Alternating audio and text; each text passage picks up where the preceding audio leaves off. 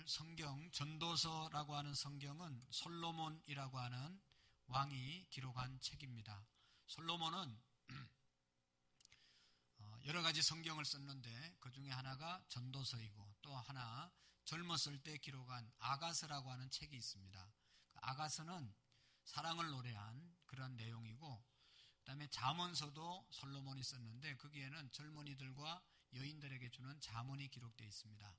오늘 이 전도서는요, 이 솔로몬 왕이 일생 동안 인생을 살고 난 다음에 그가 인생 해고록처럼 기록한 것이 바로 이 전도서입니다. 솔로몬은 누굽니까? 솔로몬은 어떤 삶을 사는 사람입니까?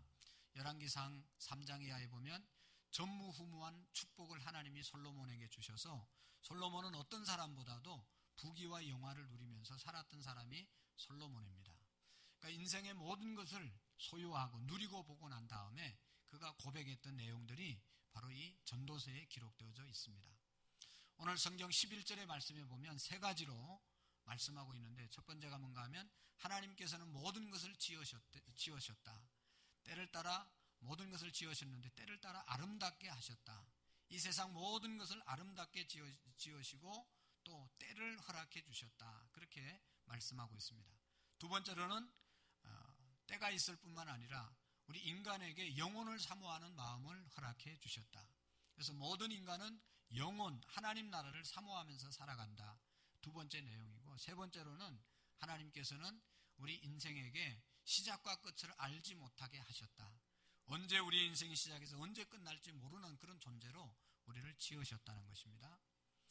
그래서 오늘 성경을 통해서 우리가 깨달을 수 있는 것은 특별히 하나님께서 이 세상을 만드시고 또 모든 것을 아름답게 지으시고 때를 따라 아름답게 하셨다. 그렇게 말씀하고 있습니다. 모든 인생 가운데 모든 것 가운데 하나님께서는 때를 정하셨다는 것입니다. 다른 말로 말하면 하나님께서는 기회를 우리 모든 인간에게 주셨다는 것입니다. 여러분 오늘 여기 나와서 예배하는 것 하나님께서 우리에게 기회를 주신 것입니다. 예배할 때가 있고 예배할 수 있는 기회가 있고 예배를 드리지 못할 그러한 기회가 이제 없어지는 그런 시간도 있을 것입니다. 하나님께서 오늘 성경의 말씀에 보면 우리를 이 땅에 보내시고 또 우리가 죽는 날이 있을 것이고 또 건강할 때가 있고 병들 때가 있고 또 우리가 집을 세울 때가 있고 세운 집을 허물 때가 있고 모든 만사가 때가 있다는 것을 우리에게 알려주고 있습니다. 여러분 오늘 찬양이 참 아름다웠는데 찬양대 하는 우리 찬양대원들이 계속 영원토록 찬양하는 것이 아니라 찬양을 이제 그만둬야 될 때도 우리 앞에 온다는 것을 기억해야 합니다. 모든 것이 우리 인생에 때가 있다는 것입니다. 그리고 두 번째로 오늘 본문을 통해서 우리에게 주시려고 하는 함께 생각하려고 하는 내용은 뭔가 하면 하나님께서 모든 인생 가운데 영혼을 사모하는 그런 마음을 주셨다는 것입니다. 영원히 살고 싶어하는 그런 마음을 우리 인생 가운데 주셔서 모든 사람들은 영혼을 사모하는 그런 마음들이 있다는 것입니다. 여러분 우리가 아파서 병원에 갑니다. 왜 병원에 갑니까? 아파서 고통스러우니까 그 고통을 없애기 위해서 그 고통으로부터 자유하기 위해서 병원에 가는 일도 있지만 그런 마음도 있지만 더 깊은 마음의 그 원함은 내가 이렇게 아프다가 죽을 수도 있다. 죽지 말고 살아야지. 살고 싶은 마음 때문에 사실은 병원에 가는 겁니다. 그 말은 뭡니까? 여러분 우리의 인생이 영원히 살고 싶은 마음이 우리 가운데 본능적으로 있다는 것을 말씀하고 있습니다. 1963년 11월 23일 날 미국의 달라스 주의 그 시내에서 이 카프레이드를 벌였는데 거기에 총성이 3발이 울렸습니다. 그리고 난 다음에 미국에서 또 세계적으로 존경받던 존 케네디 대통령이 거기에서 쓰러져서 죽었습니다. 케네디가 죽고 난 다음에 그의 주머니에서 연설문이 나왔는데 조금 후에 연설을 하려고 예정이 되어 있었는데 연설을 못하고 쓰러져서 그 연설문이 이제 공개되었는데 그 연설문에 이렇게 기록되어져 있다고 합니다. 마지막 문단에 모든 범사가 때가 있다. 그런 기록이 있고 그 다음에 지금은 미국이 세계 평화를 지키기 위해서 파수꾼의 사명을 다하기 위해서 우리가 국력을 신장해야 할 때이다 라고 하는 그런 내용이 기록되어져 있었다고 합니다. 이어서 이 성을 지켜주시지 아니하면 파수꾼의 깨어있음이 헛되도다. 주님께서 우리의 성을 지키지 아니하면 지키는 자의 수고가 헛되다라고 하는 그런 내용이 기록되어 있었다고 합니다. 물론 이 케네디 대통령은 이 연설을 하지 못하고 죽었습니다. 케네디가 세상을 떠나기 몇 달 전에 조찬 기도회를 했다고 합니다. 그곳에서 빌 그레엄 목사님이라는 사람이 설교를 했는데 그 설교의 제목이 영혼을 준비하라고 하는 그런 말씀을 전했습니다. 영혼을 준비하라. 그 말씀을 듣고 모두가 은혜를 받고 특별히 케네디가 은혜를 받아서 빌리 그레엄 목사님을 모시고 백악관에 가서 더 영혼에 대한 이야기를 더 듣고 싶어 했습니다. 그런데 그때 빌리 그레엄 목사님 몸이 안 좋아서 사양을 하고 다음 기회에 가서 내가 더 말씀을 전하겠습니다. 그렇게 하고 헤어졌다고 합니다. 헤어졌는데 11월 23일 날 저격을 당한 것이죠. 그 이후에 이 빌리 그레엄 목사님은 더 영혼에 대해서 확실하게 전하지 못한 것에 대해서 후회했다는 그런 이야기가 있습니다. 여러분, 우리 하나님께서는 우리 모두에게 영혼을 사모하는 마음을 주신 것입니다. 그러나 하나님께서 하시는 일의 시종을 사람이 청량할 수 없다고 말씀하고 있습니다. 우리 인생이 시작한 날이 있는데 언제 끝날지는 아무도 모르고 하나님만이 아신다고 말씀하고 있는 것입니다. 그렇습니다. 여러분, 나라의 최고의 지도자인 대통령에게도 또 거리에서 방황하는 가난한 이웃들에게도 하나님은 동일하게 모든 사람들의 마음속에 영원히 살고 싶어하는 영혼의 마음을 주셨다는 것입니다. 여러분, 왜 인간이 영혼을 사모하게 되었을까요? 오늘 성경의 말씀을 통해서 보면 첫 번째로는 시간은 모든 것을 채워주지 못하기 때문에 영혼을 사모하는 마음을 가졌다는 것입니다. 시간은 우리에게 모든 것을 채워주지 못하는 것입니다. 여러분, 우리가 인생을 살면서 경험하는 것인데 모든 시간, 모든 때는 나름대로 아름다움을 갖고 있습니다. 마치 1년 4계절이 각각의 고유한 아름다움을 갖고 있듯이 말입니다. 여러분, 지금은 이제 봄의 계절이 다가왔습니다. 여러분, 봄이 얼마나 아름답습니까? 죽었던 나무에서 잎이 피고 또 이제 죽었던 것처럼 그렇게 짓밟혔던 그런 풀들이 그 대지를 뚫고 일어나는 이 나오는 새싹의 모습이 너무너무 아름답습니다. 여러분, 여름은 여름대로 아름답습니다. 실록이 우거지게 되고 또 이제 녹음으로 깊이 온통 뒤덮이는 것을 볼 수가 있습니다. 여름이 되면 너무너무 싱거럽고 또 생기가 넘치는 것을 우리가 느낄 수가 있습니다. 가을이 되면 얼마나 아름답습니까? 오곡백화를 우리가 추수하게 될 뿐만 아니라 여름에 싱거러웠던 그 모든 나뭇잎들이 단풍으로 변해서 아름답게 변해서 그것이 또 낙엽으로 떨어지면 그 낙엽을 밟으면서 인생을 생각하는 그런 계절이 바로 가을입니다. 너무너무 아름답습니다. 겨울이 되면 흰눈이 온 세상에 덮여서 우리에게 아름다움을 선물하고 있습니다. 여러분, 우리 인생은 어떻습니까? 우리 인생을 사계절에 비유해 보면 우리 인생이 유년기가 있습니다. 이 봄의 계절이죠. 꿈으로 가득 찬 그러한 시기입니다. 동화 속의 공주와 왕자의 시기가 바로 이 유년기입니다. 사춘기가 있습니다. 청년기가 있습니다. 여름과 같은 계절입니다. 이 시간에는, 이 계절에는 열정과 갈등을 함께 겪는 치열한 그러한 시절이라고도 말할 수 있습니다. 장년기가 있습니다. 가을, 무르익은 인생의 꿈과 또 좌절을 함께 수확하는 그런 계절이 바로 장년기이죠. 그리고 노년기가 있습니다. 겨울이 있습니다. 우리가 어떻게 준비했느냐에 따라서 우리 노년기가 행복하고 기쁘게 지날 수도 있지만 우리가 어떻게 젊은 시절을 보냈느냐에 따라서 우리 노년기가 쓸쓸하게, 외롭게, 고독하게 맞이할 수도 있는 것입니다. 여러분, 제각각 그 나름대로 독특한 매력과 아름다움을 우리에게 시간들은 선물해 줍니다. 그럼에도 불구하고 사람들은 끊임없이 불만족하고 무엇인가 부족함에 불만을 갖고 있습니다. 젊은 사람도 부유한 사람도 성공한 사람도 실패한 사람도 무엇인가 부족함을 느끼고 살아갑니다. 세계적인 거부 록펠러에게 한 기자가 찾아가서 물어보았습니다. 당신은 지금까지 소유한 이 모든 부유함에 만족하십니까? 라고 물었습니다. 그때 록펠러는 대답을 했습니다. 만족하지 못합니다. 깜짝 놀랐습니다. 그렇게 많은 재산을 가지고도, 그렇게 모든 것을 누리면서도 인생이 만족하지 않습니까? 만족하지 않습니다. 그러면 얼마나 더 가지면 만족할 수 있겠습니까? 그럴 때 록펠러는 유명한 말을 했다고 하죠. 조금만 더 있으면 내가 만족할 수 있을 것 같습니다. 조금만 더 있으면 만족하겠다고 대답을 했습니다. 이것이 인생입니다. 인간은 결코 시간의 흐름과 돈과 지위가 생긴다고 해서 만족함을 느끼는 존재가 아니라는 것입니다. 그래서 파스칼이라는 철학자는 말하기를 우리 인간에게는 하나님 외에는 채울 수 없는 공간이 있다, 그런 말을 했습니다.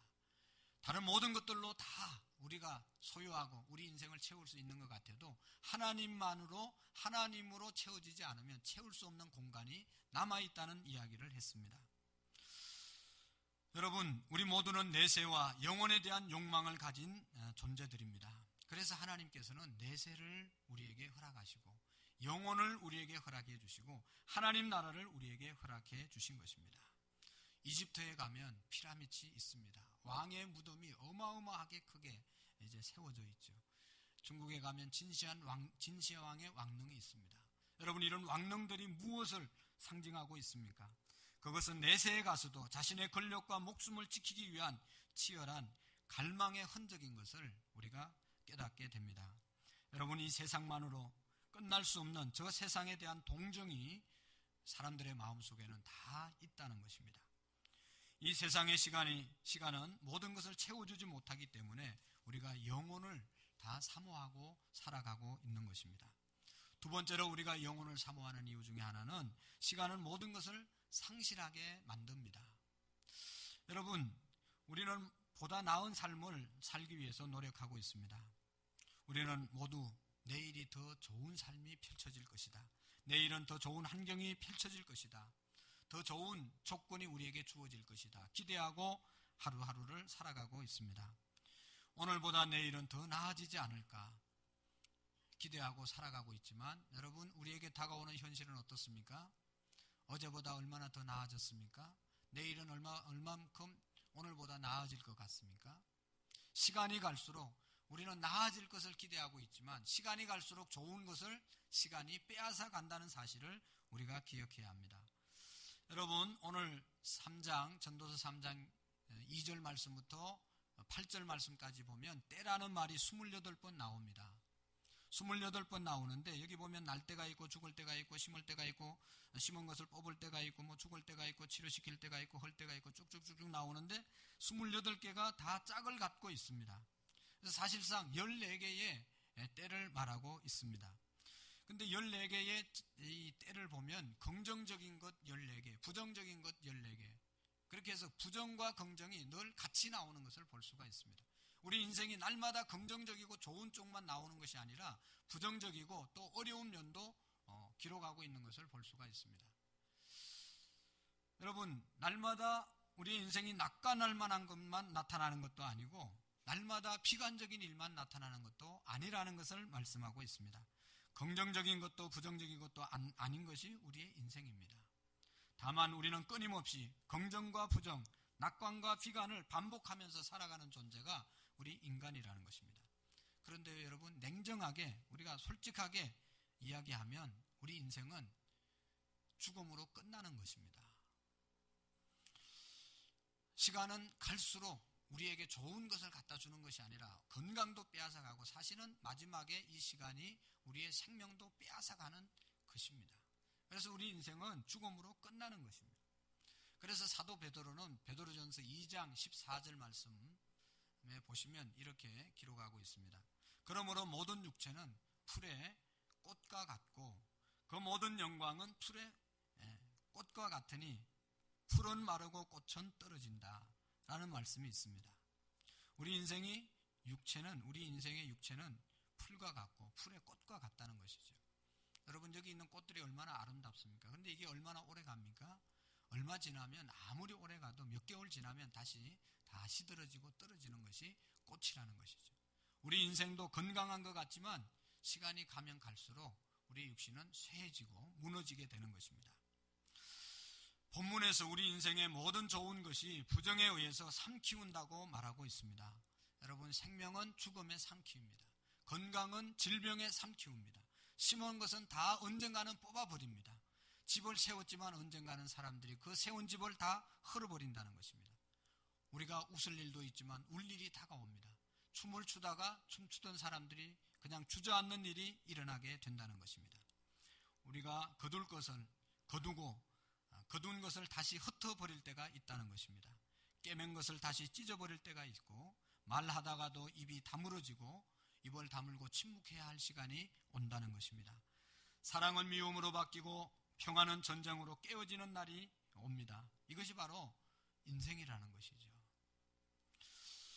여러분, 대중가에도 인생을 노래하는 가사들이 얼마나 많이 있습니까? 인생은 뭐 나그네, 또 인생은 나그네 길, 어디서 왔다가 어디로 가는가, 인생은 벌거숭이, 빈손으로 왔다가 빈손으로 가는 것, 이런 인생의 허물을 노래하고 있습니다. 그런데 여러분, 이것이 인생의 전부라면 인생은 정말로 허무하지 않겠습니까? 이 세상이 다라고 하면 이 세상은 우리에게 허무한 인생입니다. 우리가 죽음으로 끝나버린다고 하면 이 세상의 삶은 참으로 허무할 것입니다.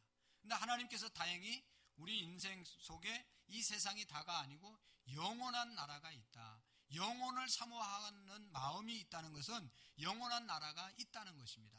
내가 배고픔을 느낀다는 것은 밥을 먹으면 배가 부르다는 것을 전제하는 것입니다. 우리가 그래서 여러분, 내세가 없다면, 영원한 나라가 없다면, 천국이 없다면 이 세상은 너무너무 허무한 세상인 것입니다. 그러나 모든 잃어버린 것을 회복하기 위해서라도 내세 천국은 있어야 되는 것이죠. 그래서 성경은 말합니다. 사람이 한 번 죽는 것은 하나님께서 정한 것이지만 그 후에는 심판이 있을 것이라고 말씀하고 있습니다. 예수님께서 요한복음 14장 1절과 2절에 뭐라고 말씀했습니까? 내가 너희를 위하여 거처를 예비하러 가노니 가서 너희를 위하여 거처를 예비하면 내가 다시 와서 너희를 내게로 영접하여 나 있는 곳에 너희도 있게 하리라. 할렐루야. 그래서 예수님께서는 영원한 나라를 예비해 주시고 우리를 그곳으로 인도해 주시겠다고 말씀하고 있습니다. 그래서 우리는 영혼을 사모하는 것이죠. 하늘나라를 사모하는 것입니다. 세 번째로, 왜 사람들이 영원한 나라를 사모하는가? 결국은 시간은 불공평한 상처만을 남기고 떠나는 것입니다. 여러분, 시간이 흘러가면 흘러갈수록 사람에게는 무엇이 남습니까? 우리에게는 세월의 흔적, 주름살이 남습니다. 세월이 가면 갈수록 아무리 예쁜 사람도 점점 주름살이 생기는 것이죠. 어떤 사람이 얘기했습니다. 여자의 일생은 4단계다. 첫 번째는 소녀, 두 번째는 처녀, 세 번째는 아줌마, 네 번째는 할머니. 그런 4단계를 거치고 살아갑니다. 근데 요즘은 조금 달라졌다고 합니다. 첫 번째는 소녀, 두 번째는 처녀, 세 번째는 아줌마, 네 번째는 볼톡스 아줌마로 바뀌었다는 거예요. 아무리 볼톡스를 맞아도 여러분, 얼굴의 주름은 펴질지 모르지만 세월을 지나면서 우리가 겪었던 그 주름은 상처라고 말하죠. 그 상처는 다 남아있는 것입니다. 세월을 많이 살면 많이 살수록 더 많은 상처를 갖고 살아가는 것이 우리 인생입니다. 여러분, 모두가 살아온 세월 시간만큼 상처를 간직하고 살아가고 있죠. 살다가 억울한 일을 당한 일, 배신을 당한 일, 사기를 당한 일, 속임을 당한 일, 빼앗긴 일, 무시당한 일, 짓밟힌 일, 학대를 당한 일, 매맞은 일, 실패한 것. 여러분, 이 모든 것들이 우리 인생의 상처가 되어서 힘들게 하지 않습니까? 만일 이 현실이 우리가 바라는 세상의 전부라면 인생은 얼마나 불공평하겠습니까? 그러나 시간을 넘어 영원한 나라가 있다는 것, 천국이 존재한다는 것은 이 세상은 참으로 공평한 것을 우리에게 말하고 있는 것입니다. 천국은 인생의 모든 상처가 치유받고 위로받고 회복되는 것이 바로 천국인 줄로 믿습니다. 여러분, 우리가 천국 가기 위해서 제일 먼저 경험할 일이 무엇입니까? 천국 가면 천국은 어떤 곳입니까? 요한계시록 21장에서 22장까지 보면 천국에 대한 설명이 나옵니다. 21장 4절의 말씀을 한번 보시면 시작. 모든 눈물을 그 눈에서 닦아주시며 다시는 사망이 없고 애통하는 것이나 곡하는 것이나 아픈 것이 다시 있지 아니하리니 처음 것들이 다 지나갔음이로라. 아멘. 할렐루야. 여러분, 우리의 눈물을 닦아주시는 곳, 그곳이 천국이고 우리의 모든 상처를 회복시켜 주시는 것이 바로 천국이라는 것입니다. 이런 천국이 없다면 이 세상에서 고생한 사람들은 얼마나 이 세상이 불공평하겠습니까? 그래서 이 천국의 소망을 소유하고 천국의 주인이신 예수님을 만난 여러분, 성명의 시인, 내성마비 환자 이 성명의 시인은 하나님의 공평하심을 노래했습니다. 우리가 아는 것처럼 이 성명의 시인은 태어날 때 의사가 그 태아의 뇌를 집게로 잘못 건드려가지고 소뇌를 건드려서 대뇌가 있고 소뇌가 있지 않습니까? 이게 균형 감각 모든 활동을 할 수 있는 이 소뇌를 잘못 건드려서 일평생 내성마비로 살아간 사람입니다. 그는 너무너무 가난해가지고 여러분 이 10살 때까지 우유 한 병을 먹지 못했다고 합니다. 누워서 계속해서 지냈고 10살이 넘어서야 겨우 숟가락질을 할 수 있게 되었습니다. 모든 것이 너무 절망스럽고 원망스러워서 사춘기 시절에 여러 번 자살을 시도했습니다. 그런데 어릴 때부터 부모님과 함께 교회를 다녔기 때문에 자살도 하지 못하고 17살 때 결심을 했다고 합니다. 이제 죽어야 되겠다. 그렇지만 죽더라도 내가 부모님 따라서 교회를 다니는데 교회에서 말하는 하나님이 있는지 없는지 한번 확인을 해보고 하나님이 없으면 죽는 것이고 하나님이 있으면 한번 만나봐야 되겠다. 그런 결심을 가지고 17살 때 그 내성마비 환자가 있는 힘을 다해서 하나님 만나달라고 기도했다고 합니다. 열심히 수시간 동안 기도하는데 하늘에서 자기에게 밝은 빛이 비춰주고 그때 거듭남을 경험하고 새로운 인생을 살게 되었다는 것입니다. 하나님이 그의 영혼 가운데 하나님의 빛을 비춰주시고 그냥 온몸을 다 비틀어서 이렇게 살 수밖에 없는 그런 사람에게 하나님께서 시를 감동을 주시면 온몸을 비틀려서 그 시를 받아 적고 그러면서 새로운 인생을 살게 되었습니다. 여러분, 그가 이런 생애 가운데 쓴 시가 있습니다. 여러 가지 시가 있는데요. 나라고 하는 그런 시를 우리가 알고 있죠. 찬양으로 널 부르는데 나 가진 재물 없으나 나 남이 가진 지식이 없으나 나 남에게 있는 건강이 있지 않으나 나 남이 갖고 있지 않는 것 가졌으니 나 남이 보지 못한 것 보았고 나 남이 듣지 못한 음성을 들었고 나 남이 받지 못한 사랑받았고 나 남이 모르는 것 깨달았네. 공평하신 하나님, 나 남이 가진 것 나 없지만 나 남이 없는 것 갖게 하셨네. 할렐루야. 여러분, 성명의 시인은 이 세상을 이런 어떤 물건을 찍어내는 한 공장에서 나오는 똑같은 물건을 보는 공평함이 아니라 하나님이 각자에게 주신 그러한 은혜가 있다는 것입니다. 자기는 이 세상에 살면서 육체적으로 그렇게 내성마비로 일생 동안 고통을 당하면서 살지만 하나님께서는 공평하셔서 하나님 나라를 보게 하셨고 다른 사람이 듣지 못한 그런 소리를 듣게 하셨고 다른 사람이 세상적인 것은 볼 수 있지만 영적인 것 보지 못하는 것 자기를 보게 해주셨고 그 하나님이 참으로 공평하다는 것을 이 성명의 시인은 노래한 것을 볼 수가 있습니다. 하나님 나라가 있기 때문에 세상은 공평하다고 그가 노래하고 있는 것입니다. 이런 시도 그가 썼습니다. 웃는 게 다 기쁨이 아니며 우는 게 다 슬픔이 아니다. 하나님은 슬픔으로도 기쁨을 만드시며 하나님은 죽음으로도 생명을 만드시는 분이시다. 여러분, 이런 고백을 했습니다. 오늘 성경은 우리에게 이런 말씀을 하는 겁니다. 여러분, 우리의 슬픔이 변하여 춤이 되게 하시는 분이 계십니다. 우리의 질병을 고쳐서 우리를 건강하게 하시는 분이 계십니다. 우리의 미움을 사랑으로 변화시켜 주시는 분이 계십니다.